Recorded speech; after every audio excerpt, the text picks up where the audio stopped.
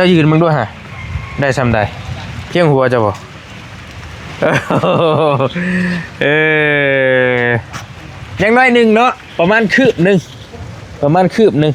แต่ว่าเพื่อเทพื้น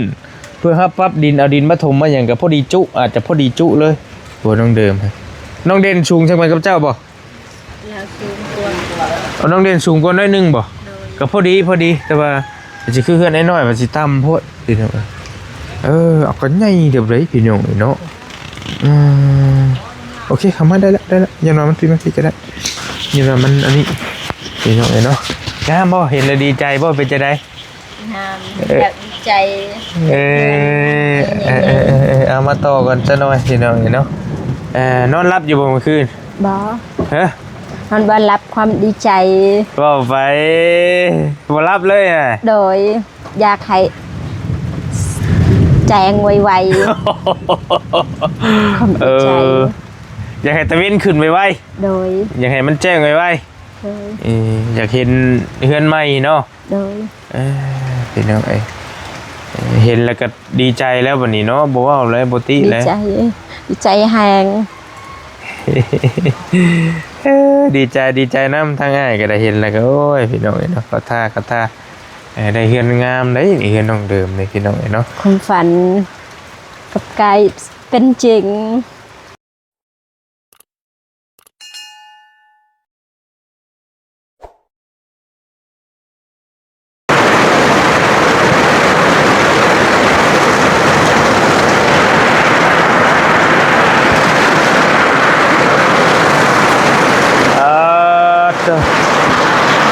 เรียบร้อยพี่น้องเอ้ยบาทที่นี่โดยเอาก่อน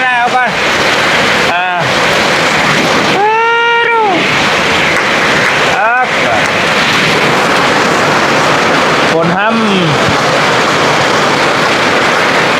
ำเพื่อนใหม่น้องเดิมแล้วบาทนี้พี่น้องเอ้ยเนาะคักเน่ดีเหรอเอาพี่น้องเอ้ยทักทายสบายดีเนาะ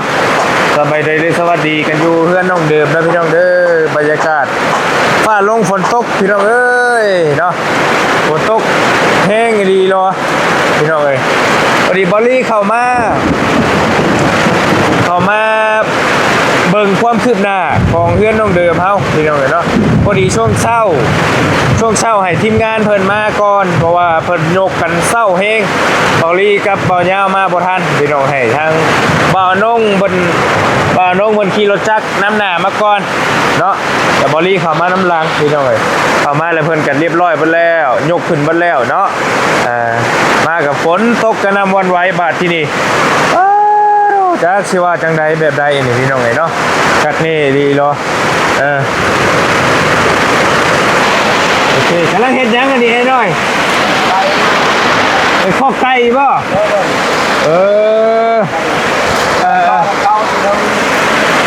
สบายดีได้เด้อจักโตไก่ฮะไก่ตัวเดียวโอ้พอได้แนวมันข้อไก่อยู่ตารางแล้วนี่พี่น้องเอ้ยเนาะเอาพี่น้องบรรยากาศฝนแห้งดีโลได้พี่น้องอยู่กันต้องเดิมเฮาเฮ็ดจะได้นี่ไปจะได้เป็นอันนี้บัดนี้เป็นหูเป็นห้างเรียบร้อยแล้วเพื่อนสาวเดิมเฮาเนาะ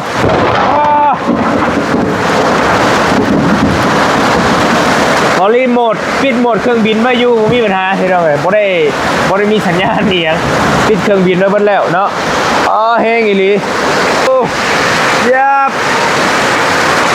ปาโต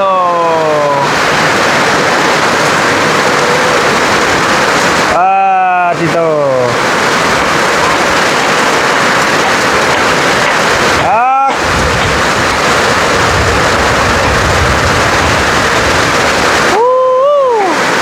อาแล้วพี่น้องเอ้ยทำเพื่อนใหม่น้องเดิมแล้วบาดที่นี่พักกันเลยนี่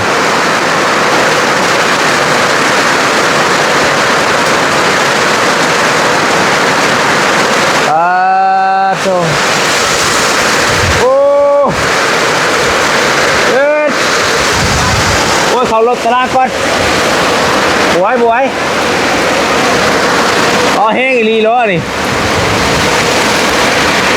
ไปแล้วเพื่อนนุ่งเดิมเฮา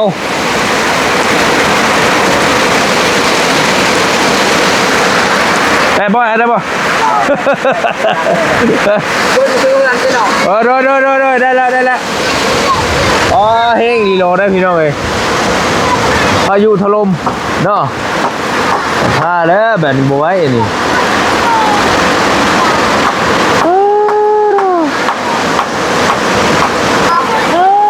พี่น้องเอ้ยเนาะยังดีถ้าเฮือนแล้วก่อนเนาะถ้าเฮือนถ้าอยู่เฮือนเก่านี่บ่ไหวแล้วแบบนี้เนาะเตียงมืดตัวนี้มันจะนั่งตัวนี้แล้ว โอ้ เจ้านั่งตัวนี้เลย โดย เข้าทุกคนนั่น โดย ว่าเช่าคนเนี่ยจริงนั่นน่ะจริงเลยอันนอน เช้าฝนยังได้กลับมาเฮือน เลย อันฝนตกไว้ที่อยู่บ่ได้แล้วเฮือนเก่าแล้วแบบนี้ดีเนาะเพิ่นยกจังโมงเพิ่นพากันยก โก้ 7 โมงบ่นึกว่า5 โมงซะดอก7 โมงพู7 โมงแล้วจังโมงยกขึ้นแล้ว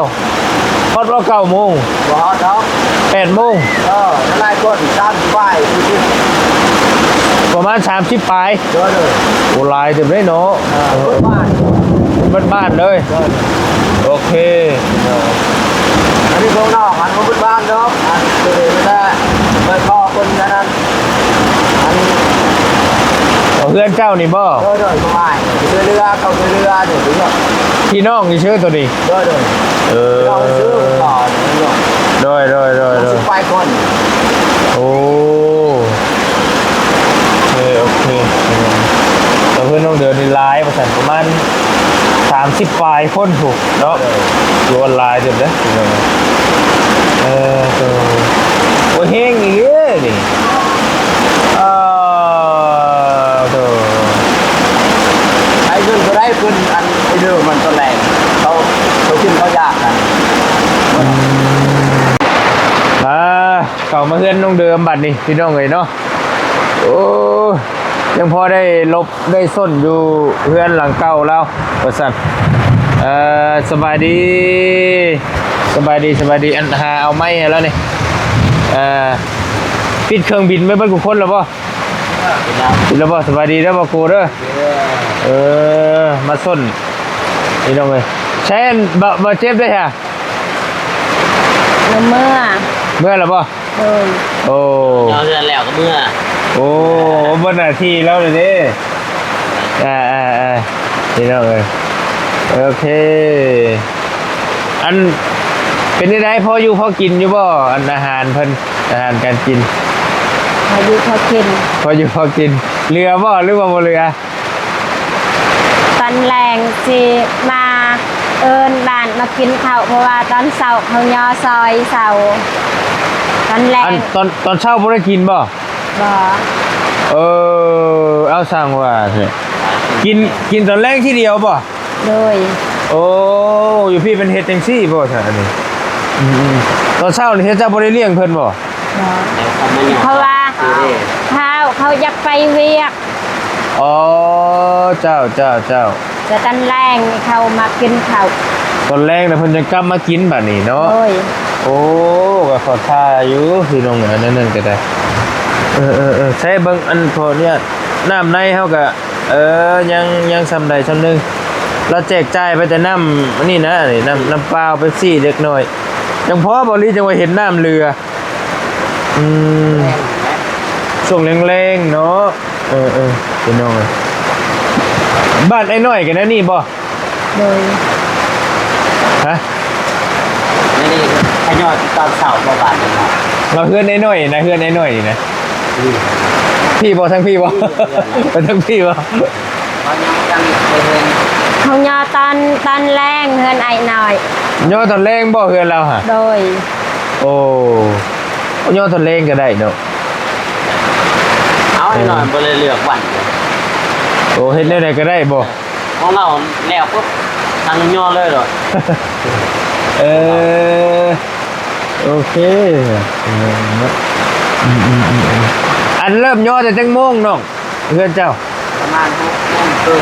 ประมาณ6 โมงครึ่งบ่โอ้แล้วจังโมงบัดนี้ ประมาณ7 โมงตรง 7 โมงตรงโอ้ไวแน่เนาะ คนหลาย หลายบ่คน หลายคน ใช้เวลา30 นาที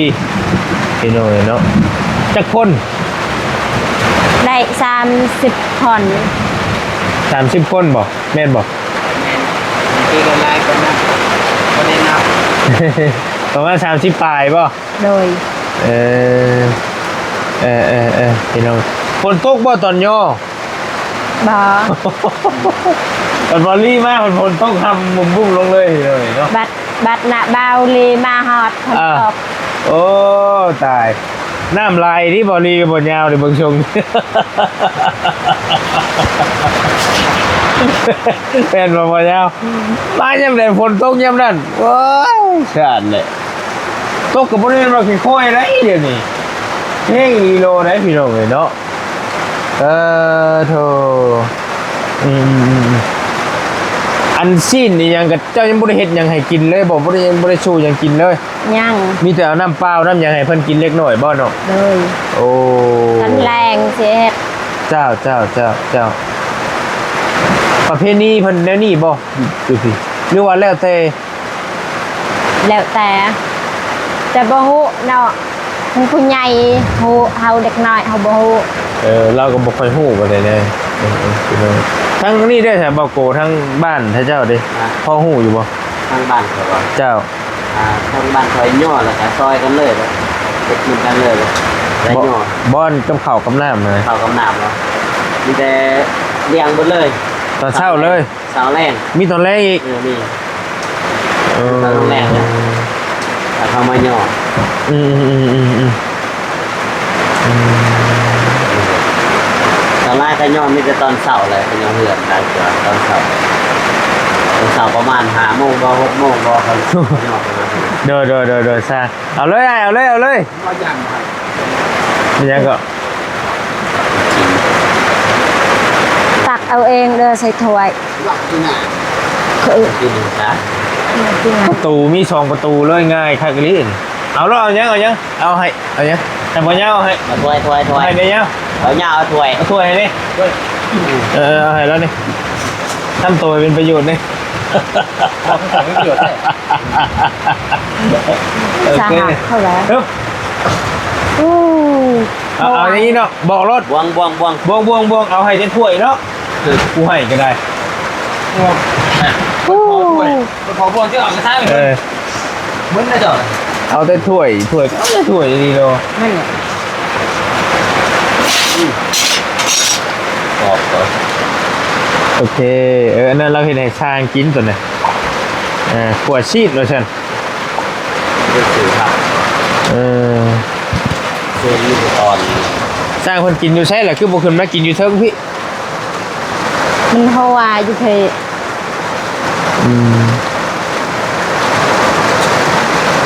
ขวดชิ้นหมูเดี๋ยวเนาะ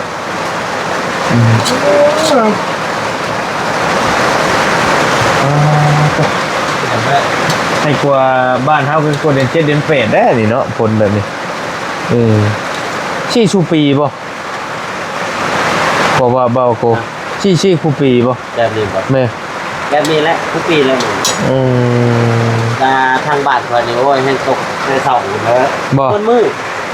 แต่ทางบ้านทางปากซองตกคนมือเลย โดย แต่ว่าลงดำหน้าอีกอย่างด้วยใส่มาย่างนะเด็ก โดย เด็ก บอใส่กับผู้ที่บอแรก โดย นั่นแหละชีวิตชาวนา อยู่พี่มันกระชมว่าปากช่องแดนนาวอยู่หรอกพี่น้องมัน มันกันเย่เด็บไปเอลก็เด้งเสียมในทางยางกว่าเยดักตัวให้เอา คาเกลี่เกินแล้วคนเข่าทั้งใดก็ได้นะชูโรบอเจ็บที่รักลอยกระโดดเข้ามาหันก็ได้นะมาหาชาวเดิมนะได้เป็นยังสิบ่ได้ แต่บอเทียบเนี้ยมอรี่ขึ้นได้เลย เรานอนใช้คืนนี่บ่เจ็บนอนใช้คืนนี่ นอนเนินเอ้ย โอ้ โอ้เพิ่นนอนหันประชองบ่ โดย พี่น้องเอ้ยตัวเราเมื่อแล้วเนาะพี่น้องเอ้ยบรรยากาศช่วงเช้าพี่น้องเพิ่นมายกเพื่อนยกซานซอยว่าซั่นเนาะทีมงานอยู่กันบ่าวตูนบ่าวเจ็บบ่าวอนงเพิ่นมาทันอยู่ว่าซั่นพี่น้องเอ้ยเนาะ6:30แต่ธรรมดาอยู่โอ้ เยอะเลยเนาะตัวจริง เฮือน ระวัง สิไปพุ่นบ่ไปแล้วแหละอยู่เฮือนไอ้น้อยอยู่เฮือนบ่าวน้อยอยู่เฮือนลุงน้อย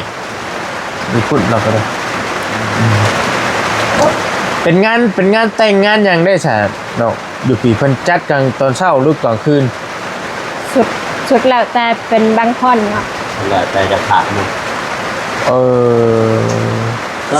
ส่วนลายเห็นนะส่วนลาย ตอนแรกเขาจะตอนเช้าตอนเว้นหรือว่าตอนกลางคืน เพิ่นกินกันตอนใด ตอนเช้า ตอนเว้น กลางคืนกันบ่ โดยงานฮอดแจง โอ้ เดะอยู่เดะงานรอง เพราะว่าประเพณีมันต่างนะอยู่ปีเนี้ยแต่พี่น้องบ่คือกันเนาะบ่แม่นว่ายากหรอกมันประเพณีมันแล้วแต่คืออันนี้แหละเพิ่นเอาเฮงมาซอยช่วงเช้าซื่อๆแต่ช่วงแรงจังมากินข้าว คือว่าตอนเช้านี่ฟ้าวไปเฮ็ด เฮ็ด ฟ้าวไป เวี เฮ็ ย ด ก เวียกบ่ซั่นซะแต่ก็ตอนแรงมันบ่ฟ้าวบ่พังเลยก็มา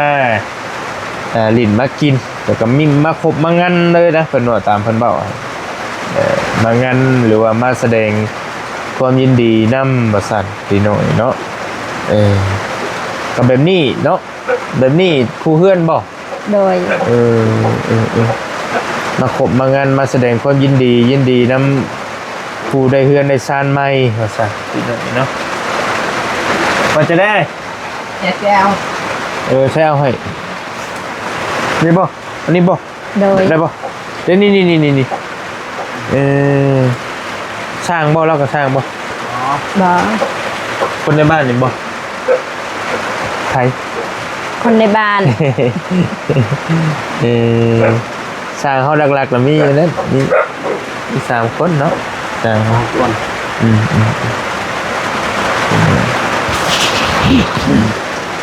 ตอนยกเคลื่อนเพิ่นก็งั้นอยู่พี่ตอนขึ้นก็งั้นว่าซั่นพี่น้องเนาะตอนขึ้นเคลื่อนใหม่ก็ได้งั้นคือกันเนาะพี่น้องอันงั้นคือกันเหรอวะตอนขึ้นเคลื่อนใหม่ก็ได้ งาน งั้นคือกัน โดย งั้นกลางคืนหรือกลาง กลางคืน กลางคืน ตอนแรงเขาก็สิมางานอยู่ใน ตอนแรกเขาก็มาแล้วกันหน่อยคือ นัดมา เขากินน้ำ อันนี้ตอนย่ออันนี้เนาะตอนย่อ โดย งั้นแล้วตอนแรกเริ่มมาแล้วญาติพี่น้อง โดย ชาวบ้านเริ่มมาคบมากันมีหยังก็มานั่งแอนกันนะ โดย มานั่งโอ้นั่งล้มกันถ้าคนใดว่างก็มาสัตว์พี่น้องก็เป็นการดีอยู่เนาะเห็นคนอื่นได้ดีเห็นคนอื่นมีเฮือนมีซ่านเลยเฮากับมาแสดงความยินดีนำหั่นน่ะก็เป็นจิตใจที่มันเมตตาต่อกันคันว่าเห็นคนอื่นได้ดีและอิจฉาริษยามันก็บ่แม่นแล้วบ่งามแล้วตอนนั้นอันนี้ก็ถือว่าประเทศถูกแล้วโอเคแล้วพี่น้องเนาะเฮ็ดถูกเฮ็ดคักอยู่มาแสดงความยินดีมาคบมากันนำคนที่ได้กำลังสิได้เฮือนได้ซ่านใหม่แล้วบัตรขึ้นก็อันงานอีกเทื่อนึงมีผูกแขนบ่ผูกแขนคือกันบ่มีผ้าขวัญบ่จักอยู่บ่ผ้าขวัญ ผ้าขวัญไอ้ว่าแล้วบ่โกเราก็บอกนี่กันแต่ว่าทางบ้านเจ้ามีบ่ นี่เลยนะ นี่ไม่ ผ้าขวัญ เป็นเห็นไม่มีแบบ ยังบ่ได้ท่านได้ถามผู้ใหญ่ว่ามีหรือเปล่า แต่เราก็บ่จักนะนี่เนาะ จะคาเซียตัวบอส จะจักอยู่หรอผ้าขวัญจักอยู่บ่ แบบนี้ เริ่ม นอ พั น น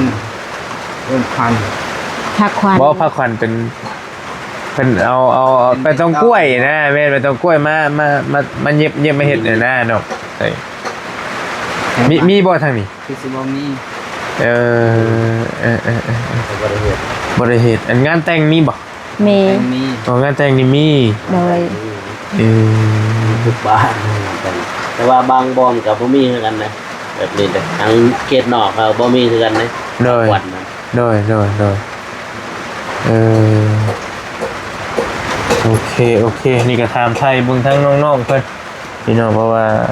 มันกับประเพณีเพิ่นบ่คือกันกับทางบ้านเฮาเนาะก็สิแปลกๆแนวนึงถ้ามีเวลากับเฮาก็ช่วงแรงๆก็จัง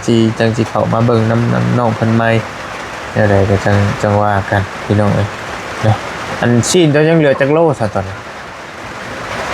ยัง เจ้าออกหลายเติบบ่ออก เอาในเดียว ออกน้อยเดียวนึงฮอดบ่โลนึง โบน้องชายเอาออก ฮอดโลบ่ เราท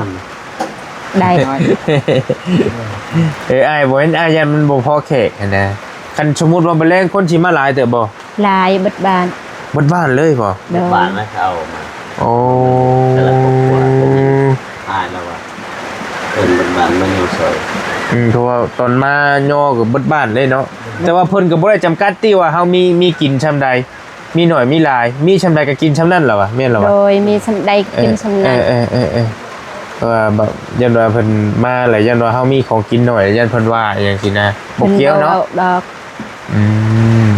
โอเคพี่น้องดีเนาะก็คือบอลลี่ว่าหั่นแหละเพิ่นมาแสดงความยินดีนำในเฮือนในซานใหม่เนาะยินดีนำเจ้าภาพว่าซั่นป้าโอเคแล้วมาเอาไม้มาให้ได้ในบัดนี้เจ้าก็กินข้าวกินน้ำเบิดแล้วติชุมเจ้าก็ได้ น้องชายยังคอย น้องชายยังกินแม่มันสายแล้วได้นี่พี่น้องเอ้ย 12 โมงเที่ยงอะไรเนี่ยนะโอเคเอาสบายดีแล้วสัตว์เด้อสบายดีหากินข้าวกินน้ำก่อนโอเคพี่น้องชิมาต่อหน่อยนึงสิให้น้องเดิมเพิ่นมาอันนี้เบิ่งก่อนเจ้าไอ้รบกวนเจ้าไปยืนอยู่เบิ่งดูเพราะว่าเฮากะกันเรื่องตีนเสาเรื่องตารางนะเจ้ายืนเบิ่งด้วยฮะได้ซำใดเที่ยงหัวเจ้าบ่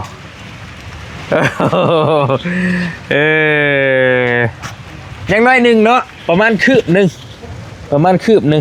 แต่ว่าเพื่อเทพื้นเพื่อฮับปั๊บดินเอาดินมาถมมาอย่างกับพอดีจุอาจจะพอดีจุเลยตัวน้องเดิมน้องเด่นสูงใช่ไหมกับเจ้าบ่ แล้วสูงกว่า เอาน้องเด่นสูงกว่าน้อยหนึ่งบ่ก็พอดีแต่ว่าจะคือเพื่อนน้อยมันสิต่ำโพดพี่น้องเอากันใหญ่เดี๋ยวเลยพี่น้องเนาะโอเคเข้ามาได้แล้วยันว่ามันปีมาทีก็ได้ยันว่ามันอันนี้พี่น้องเนาะงามบ่เห็นแล้วดีใจบ่เป็นจะได้ งามแบบใจ เอามาต่อกันซะหน่อยพี่น้องเนาะนอนรับอยู่บ่เมื่อคืน บ่ ฮะ มันบ่รับความดีใจ บ่ไปบ่รับเลยอ่ะ โดยอยากให้แจงไวๆความดีใจ อยากให้ตะเวนขึ้นไว โดย ๆอยากให้มันแจ้งไว โดย ๆอยากเห็นเฮือนใหม่เนาะ โดย พี่น้องเห็นแล้วก็ดีใจแล้วบัดนี้เนาะบ่ว่าเลยบ่ติ ดี แล้ว ใจแหง ดีใจน้ำทางง่ายก็ได้เห็นแล้วก็โอ้ยพี่น้องเนาะก็ท่าได้เฮือนงามได้นี่เฮือนน้องเดิมเลยพี่น้องเนาะ ความฝันกับกายเป็นจริง ความฝันกำลังสิกลายเป็นจริงแล้ว โดย จักเดือนจักปีที่เจ้าแบบคิดอยากได้เฮือนอยากได้ซ่านแบบว่าเจ้าคิดเจ้าฝันที่เก็บเงินเก็บทองแบบที่ หลาย เฮ็ดเฮือน ปีตั้งแต่ตอนยังแม่ยังไม่ทันได้เสีย ตั้งแต่อันยังน้อยพุ่นเลยเนาะ โดย เพราะว่าเราเองก็จะอยู่เฮือนนี่มาแต่ยังน้อยๆพุ่นละว่าอยู่เฮือนหลังนี้ความฝันของคนเฮามันก็นี่แหละพี่น้องมีดินอยู่มีเฮือนซ่านอยู่มีรถในสักคันพอได้ขี่ไปหันไปนี่ก็โอเคแล้วชีวิตก็มีอาชีพพอได้ดำรงอยู่พอเลี้ยงชีวิตไป3เฒ่า3แก่ก็ประมาณนี้แหละชีวิตมนุษย์เฮาบ่มีอ่ะพี่น้องเอ้ยสร้างคุณงามความดีต่อไปเนาะแต่หันหน้าไปพูดเนาะเฮือนน้องนี่เนาะน้องเนาะ โดย หันหน้าออกพูดสิบังต้นไม้น้อยจักหน่อยเลยดาวไว้ทั้งนั้น เออแต่บ่รีรู้สึกว่ามันใหญ่นี่เฮือน ใหญ่ เนาะ โดย คือใหญ่กว่าเบิ่งเจ้าเบิ่งในรูปอ้ายเอาให้เบิ่งขึ้นน้อยๆแม่นบ่ โดย เพราะเบิ่งตัวจริงมันใหญ่เลยพี่น้องเอ้ยเนาะเฮือนน้องเดิมนี่โอ้มันพอดีงามเลยน่ะก็บ่แม่นว่ามันใหญ่เว้อนะพอดีงามแต่ว่าเฮาเบิ่งน้ำรูปคือยกตัวอย่างเอาเฮือนน้องเอสให้น้องเพิ่นเบิ่งนี่เบิ่งในรูปนั้นมันอยากน้อยแล้วมันสิใหญ่กว่า5คูณ6อีกบ่จ๊ะ อยู่2คนใหญ่เติบ อยู่2คนใหญ่เติบนี่เด้แม่นบ่คือเจ้าเบิ่งน้ำรูปนี่แม่นบ่ โดย คือน้อยเนาะ โดย อันนี้คือตัวอย่างเฮือนน้องเอสอันนี้พี่น้องเฮือนน้องเฮือนพ่อน้องเอสเฮือนน้องเอสตัวนี้เฮือนน้องเอสที่ทีมงานเฮาถ่ายไว้มันน้อยเฮาเบิ่งน้ำพุปอกล็อกอยู่แต่ว่าพอเฮาเบิ่งตัวจริงแล้วมันก็โอเคมันใหญ่พอดีงามเนาะกั้น2ห้องให้น้องเพิ่นอยู่คนละห้องไป2ให้น้องเพิ่นพี่น้องตีนเสาเฮานี่ก็พอดีงามเนาะพี่น้องเพิ่นว่ามันคือสิยาวแท้บ่ลี่ว่าซั่นบางคนน่ะแต่ว่าบ่ยาวเลยเนาะ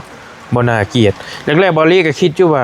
ตีนเสามันสูงนี่มันสิเป็นจังได๋นะมันสิโอเคบ่แต่ว่าเพื่อเฮาเทพื้นเพื่อเฮาถมดินมานี่งามเลยเอื้อนน้องเดิมพอดีคักเป๊ะเลยเนาะซ้ำกันกับเพื่อนเอื้อเจ้าเนาะซ้ำบ่ โดย พอดีเลยได้ฮะพี่น้องเพราะว่าตอนแรกๆหันบ่ลี่